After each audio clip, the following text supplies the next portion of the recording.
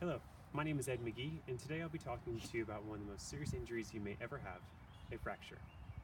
Whether or not you've had one yourself, or you know someone who has had one in the past, or has one currently, fractures are debilitating both physically and emotionally. Suddenly you find yourself unable to perform simple daily tasks such as cleaning the house, using the bathroom, performing sports you enjoy like riding horses, or playing video games. Today we'll be talking about how to properly assess and treat someone who may have a fracture. For simplicity's sake, today's patient will have a fracture on her forearm. It will be a closed fracture and she will be conscious. Here's my patient. She has a fracture to her right forearm, right about here. My assistant's going to come over and stabilize the injury above and below the injury. I'm going to then go ahead and perform circulation, motion, and sensation to see if she has any feeling below the injury. So since the injury is here, I'm going to check distally. She's asking for a pulse. I feel a pulse. So she has her circulation. Can you wiggle your fingers? She can wiggle her fingers. Can you tell me which finger I'm touching? Middle. Great. With that being said, I'm going to grab my board here and placing it with the padded side to the patient for comfort. I'm going to apply it underneath the arm, and my assistant's going to grab it above and below, stabilize the arm to the board. To prevent the fingers from curling, we're going to apply some gauze below her fingers so they don't curl up and freeze on her. Great. Next, we're going to start to apply triangular bandages to the board and the hand to secure the hand to the board. I'm going to apply it down below. We're always going to apply above and below, and we're going to tie the knot on the underside of the board so as not to apply too much pressure and pain to the patient herself. So as I go ahead and tie this knot here, we're going to pull it off, not quite yet. All right, and go ahead and slowly move your hand and apply traction. All right.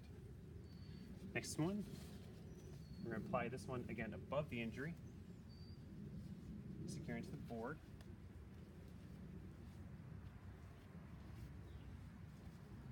We'll make sure we don't go actually on the injury itself. And as you can go slowly move your hand. Keep that tight. And the last one's going to go right across the hand to help stabilize it with the roller gauze.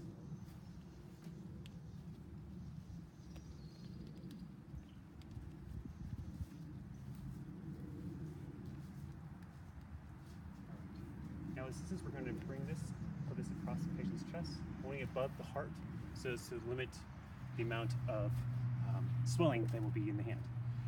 I've also gone ahead and prepared what we call a sling. The sling is going to hold the elbow with the knot. We're going to tie a knot into it beforehand at the top end of the triangle, with a triangular bandage. We're going to put this at the corner of her elbow. We're going to slide one piece up the middle and across the chest to the back side here. Make sure we have the pocket on the other side. It's going to come up and around the back side here. Make sure everything is in place. For patient's comfort, I'm going to put a piece of gauze behind so as I tie the knot, it won't rub roughly against her neck.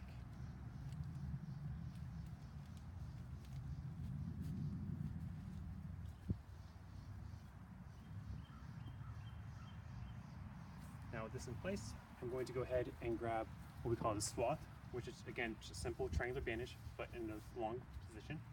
We're going to apply this across the arm. We're going to go across the arm and chest.